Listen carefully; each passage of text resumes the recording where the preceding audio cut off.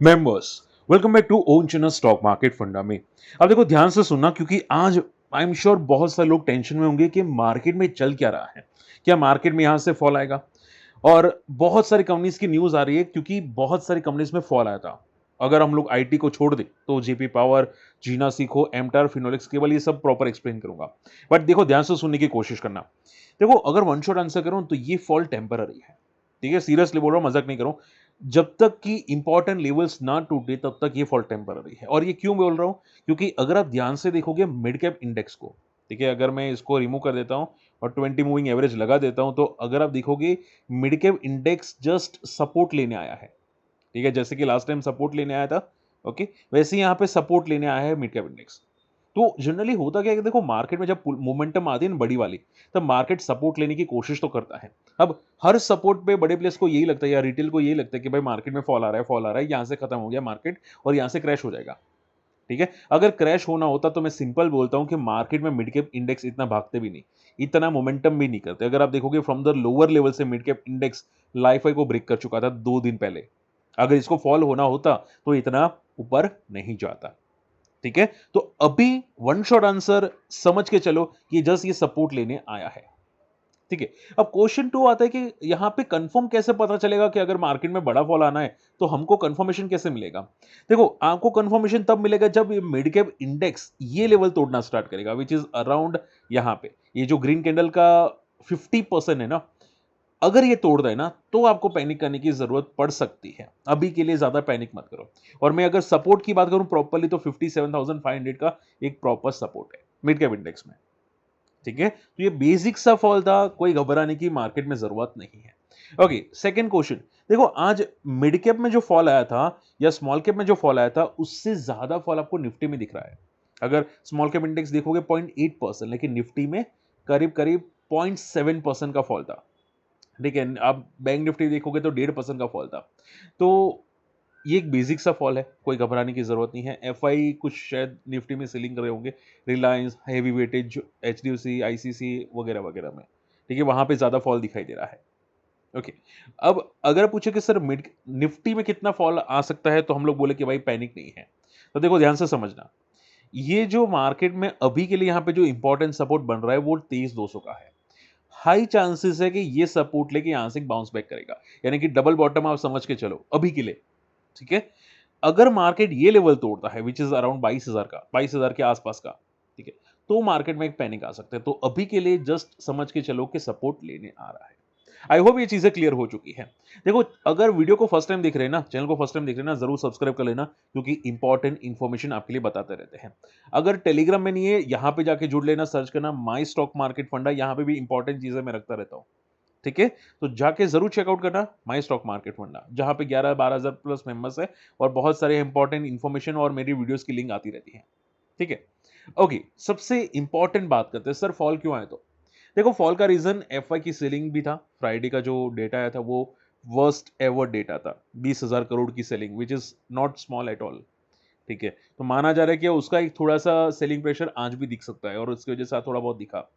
Okay, दूसरा, crude oil थोड़ा बहुत जंप किया। अब देखो वहां पे क्रूड ऑयल 87 88 तक गया था, अगर आई थिंक ऑफ मार्केट के अंदर, उसके बाद आज क्रूड ऑयल वापस जंप किया, तो एक सेलिंग प्रेशर वहां पे भी आपको दिखाई दिया। तो ये दो बड़े रीजन थे, but nothing panic. US Iran की अभी तक डील हुई नहीं है, जो होने वाली थी, बातचीत चल रही थी, पर हुई नहीं। ये बेसिक सी चीजें है। ओके, ओके, सबसे इंपॉर्टेंट बात करते हैं, सर आज जेपी पावर में क्या हुआ? क्योंकि 2 दिन में 28% भागने वाला बंदा आज 14% क्यों गिरा? ये डेफिनेटली सवाल आएगा। 15%, ठीक है, क्या कोई न्यूज थी क्या? देखो, डायरेक्टली न्यूज नहीं थी, बट मैं आपको समझा देता हूं क्या हुआ है। जेपी पावर आप सभी लोग जानते हैं कि उसमें अदानी एंटर करने वाला था या अदानी एंटर कर चुका था। जो 24% का जो स्टेक था ना, ध्यान से सुनना, जेपी पावर में जो 24% का स्टेक था जेपी एसोसिएट्स का, वो अदानी पावर को ट्रांसफर हो गया। ठीक है, बट हुआ क्या था कि उससे पहले जेपी एसोसिएट्स ने वो स्टेक आईडीबीआई बैंक में गिरवी रखा था। क्या गिरवी रखा था? यानी कि उतनी लिक्विडिटी कम हो गई। अब स्टेक ट्रांसफर करना है अदानी पावर को, तो वो गिरवी चीजें छुड़ानी पड़ती है। तो मार्केट में लिक्विडिटी बढ़ गई। तो यहां पे एक न्यूज आती हुई दिखाई दी, जो यहां पे आप देख सकते हैं। सी, आप ये पढ़ सकते हैं दोनों आर्टिकल, आईडीबीआई का और ये वाला आर्टिकल दोनों पढ़ सकते हैं। तो आप ये समझ के चलो बड़े प्लेयर्स को ये लगा कि आईडीबीआई ने जो अनप्लेज किया है शेयर्स, ठीक है, वो मार्केट में आएंगे और यहाँ पे मार्केट में सेलिंग के लिए वो रखेंगे, ठीक है। इसकी वजह से यहाँ पे मार्केट में सेलिंग प्रेशर आपको जेपी पावर के ज्यादा दिखाई दिया। बट मोटा मोटा आप ये समझ के चलो कि प्योर मैनिपुलेटेड था जेपी पावर, ठीक है, प्योरली मैनिपुलेटेड किया था, 2 दिन में पंप किया और 2 दिन में डंप कर दिया, ठीक है। तो दो चीजें, एक तो मैनिपुलेट था और दूसरा एक न्यूज भी आई थी। और न्यूज क्या है वो अगर आपको प्रॉपर समझ नहीं तो आप यहाँ पे इसका स्क्रीनशॉट ले सकते हैं। बात समझ में आ रही है, ठीक है। तो इन शॉर्ट में जो प्लेज शेयर थे उसको छुड़ा दिया गया अदानी पावर की तरफ से। और कहाँ पे प्लेस था? आईडीबीआई बैंक के अंदर। तो इसकी वजह से थोड़ी लिक्विडिटी बढ़ी, बड़ी प्लेस को ये लगा कि सेलिंग प्रेशर बढ़ सकता है, इसकी वजह से डंप कर दिया, ठीक है। अब आगे क्या, समझो बात को। देखो, हमेशा कोई स्टॉक में आप एंटर करते हो ना, मान लो कि भाई कोई ने कोई न्यूज़ की वजह से एंटर किया, कि भाई लेवल टूटने की वजह से एंटर किया, हमेशा ये याद रखो कि स्टॉक में मोमेंटम रहनी चाहिए। अगर इंट्राडे में बड़े फॉल्स आते हैं ना, तो आप ये समझ के चलो कि भाई पंप एंड डंप हुआ है, ठीक है। तो इंपॉर्टेंट लेवल्स क्या था, मान लो यहाँ पे इसका, आप मुझे कमेंट करके बताना कि इसका ब्रेकआउट हुआ था कि नहीं, ठीक है। 20 के ऊपर इसका एक ब्रेकआउट था, ठीक है। अगला रेजिस्टेंस था इसका यहाँ पे 25 से लेके 27 का, यहाँ पे, ठीक है। 2 दिन में बहुत अच्छा पंप हुआ। उसके बाद जो फॉल है वो बहुत खराब फॉल था। तो अगर ये वापस 20 का लेवल तोड़ा होगा तो ये डेफिनेटली नेगेटिव बात है, ठीक है। जेबी पावर 20 का लेवल अगर वापस तोड़ा है तो नेगेटिव बात है। तो अभी के लिए सिर्फ समझ के चलो कि ये साइडवेज रेंज में है और साइडवेज रेंज में रहने की कोशिश करेगा। और ऐसे पंप्स बीच बीच में बहुत बार आते हैं, देखो यहाँ पे भी बहुत बार पंप आए थे, आप देख रहे हैं, ये पंप बीच बीच में आते रहते हैं। बड़े प्लेयर्स या जो मैनिपुलेटर्स है वो ट्रैप करते रहते हैं, ओके। अब पूछे सर इससे बचना कैसे है, तो समझ के चलो, देखो इंस्टेंटली कोई स्टॉक में कूदो मत। अगर कूदना भी है तो सिर्फ ट्रेड के लिए, यानी कि 1-2 दिन के लिए, उसमें भी 2-3% का सपोर्ट रखना चाहिए। अगर वो टूटा तो टाटा बाय बाय। बात समझ में आ रही है? वरना क्या होगा कि अगर आप ऐसे वॉलेटाइल स्टॉक में घुसोगे लंबे टाइम के लिए, ठीक है, कि भाई ये 20 का लेवल ब्रेकआउट हुआ, लंबे टाइम के लिए घुसूंगा, तो ट्रैप होने के चांसेस ज्यादा बढ़ जाते हैं, ओके। तो 2 दिन की वजह से मोमेंटम को इसको ज्यादा स्ट्रांग मत देखो। कंपनी खराब नहीं है, देखो कंपनी खराब नहीं है, बट कुछ पंप एंड डंप करते रहते हैं, ठीक है। तो अभी क्या, सिंपल सवाल, क्या घबराने की जरूरत है? Answer is no. ये एक पंप एंड डाउन था जो जितना मोमेंटम है उतना पूरा खत्म करके चला गया, ओके। चलिए, देखो स्टिल कोई डाउट है मुझे कमेंट में मेंशन करना, मैं आपको सपोर्ट करने की कोशिश करूंगा। जीना सीखो लाइफ केयर आज 20% क्रैश हुआ, रीजन क्या था? रिजल्ट्स बहुत बेकार आए थे जीना सीखो लाइफ केयर के। और मैं आपको यहां पे बताना चाहूंगा, जीना सीखो, देखो जनरली एसएमई स्टॉक्स के रिजल्ट क्वार्टर टू क्वार्टर भी ग्रोथ आनी चाहिए, yes, even quarter to quarter growth आना चाहिए। और ये जो हॉस्पिटल सेक्टर का जो स्टॉक था ना यहाँ पे, ठीक है, health care sector, hospital sectors, mostly अच्छे रिजल्ट्स आते हैं। बट अगर आप देखोगे इनका क्वार्टर टू क्वार्टर में बहुत तगड़ा डिक्लाइन है।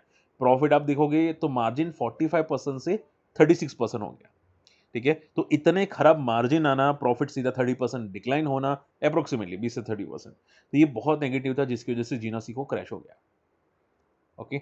सो बहुत केयरफुल रहना पड़ता है हमेशा एसएमईज के अंदर।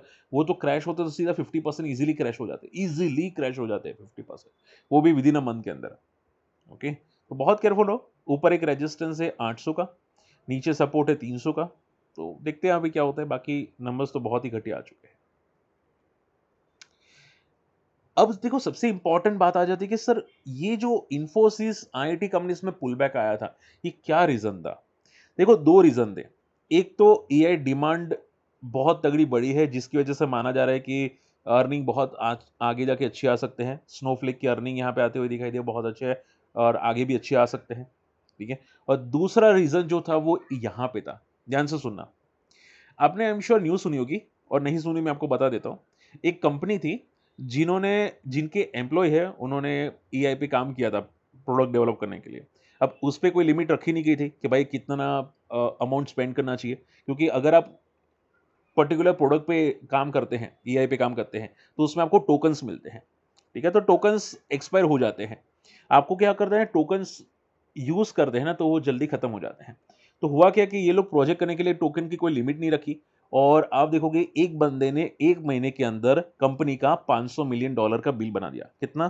$500 मिलियन का 1 महीने का बिल। हमारे इंडिया में बहुत सारी आईटी कंपनीज की मार्केट कैप शायद इतनी नहीं होगी, कुछ आईटी कंपनीज की, उतना 1 महीने में बिल बन गया। तो सोचो कितना महंगा बना। ठीक है, तो ये जो क्लॉड है ना, क्लॉड हो गया, सीडेंस हो गया, ये सब इतने महंगे हैं ना कि आप थोड़ा सा काम करो ना, आपका चार्जेस बहुत ज़्यादा बढ़ जाता है। अब उससे सस्ते तो एम्प्लॉय मिल जाते हैं इंडिया में, अब उससे सस्ती तो मार्केट कैप है इंडिया में कंपनी की, आईटी कंपनी की।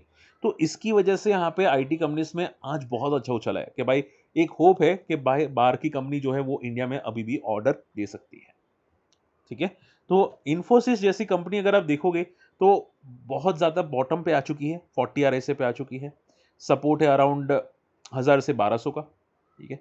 अब ऊपर एक रेजिस्टेंस है 1900 का, जो चांसेस है कि शायद वापस एक बार मार्केट में आईटी कंपनीज़ या आईटी सेक्टर में पॉजिटिविटी आ सकती है। इसकी वजह से आईटी सेक्टर वैसे भी 2008 की बॉटम आउट है, तो वो पुल बैक आता हुआ दिखाई दिया। ठीक है? और देखो घबराओ मत, आईटी कंपनीज़ में बहुत अच्छी अ अ, आ सकती है, बड़े प्लेयर्स वापस, यानी कि आईटी कंपनीज के जो है ना हेड, वो वापस एम्प्लॉय को लेना स्टार्ट कर रहे हैं, मैंने ऐसा भी सुना है। ठीक है, एआई को साइड पे करे क्योंकि उसका बिल बहुत बड़ा आ रहा है, और ऐसे नहीं एक कंपनी में है, दूसरी कंपनी का भी बिल आया 18,000 का, $18,000 का। तो ये बहुत महंगा है, एआई अभी के लिए तो इतना सस्ता नहीं है। सो आईटी कंपनीज में बहुत जल्द बॉटम आउट दिख रहा है क्लियर कट चार्ट्स पे। ओके सर, एमटर क्यों फॉल हुआ? देखो एमटर में कोई रीजन था नहीं, मैंने काफी क्रॉस चेक करने की कोशिश की, एमटर में कोई रीजन नहीं था। मोस्ट प्रोबेबली ये हो सकता है कि एमटर लगातार अभी रिसेंटली ऊपर जा रहा था वर्टिकल। ओके, उसकी वजह से एक सपोर्ट लेने की कोशिश करता हुआ दिखाई दिया डेली चार्ट पे या मंथली चार्ट पे। ओके, तो आप ऐसा हो तो देखो डेली चार्ट पे सपोर्ट क्या 20 डीमा को ले रहा है कि नहीं ले रहा। ठीक है, आज का फॉल डेफिनेटली नेगेटिव था क्योंकि बहुत बड़ा फॉल था। तो 2-4 दिन देखो कि क्या ये सपोर्ट लेके बाउंस कर रहा है, अगर है तो पॉजिटिव बात, अगर नहीं कर रहा है तो एक नेगेटिव सिचुएशन हो सकती है। ओके, फिनोलेक्स केवल्स रिजल्ट्स बेकार आए थे, अनुमान से बेटर नहीं आए थे, और मार्जिन प्रेशर आगे रह सकता है, ऐसा कंपनी ने क्लियर कट बोला। इसकी वजह से फिनोलेक्स केबल भी क्रैश हो गया। ठीक है, फिनोलेक्स केबल यहाँ पे, तो देखो हमेशा इधर को कंपनी की कमेंट्री भी इंपॉर्टेंट है, इनकी कंपनी की कमेंट्री अच्छी थी नहीं। हालांकि ज्यादा पैनिक नहीं है क्योंकि ऑलरेडी बहुत ज्यादा पिटा हुआ था as compare to other cable company. नीचे सपोर्ट है अराउंड, यहाँ पे अराउंड 700 से लेके 800 का बहुत अच्छा सपोर्ट है, तो अगर यहाँ पे सपोर्ट नीचे आता है तो लेने की कोशिश कर सकता है। चलिए, मोस्ट प्रोबेबली मैंने यहाँ पे चीज़ें आपके लिए डिस्कस कर दी है। होप आज का वीडियो पसंद आया होगा, वीडियो शेयर करना, चैनल सब्सक्राइब कर लेना, और भाई फ्री टेलीग्राम चैनल ज्वाइन करना मत भूलिएगा, बहुत सारी चीज़ें आपके लिए बताता रहता हूँ। और वन शॉट आंसर मार्केट में अभी पैनिक मत करना। ठीक है, चलिए मिलते अगले वीडियो में, बाय।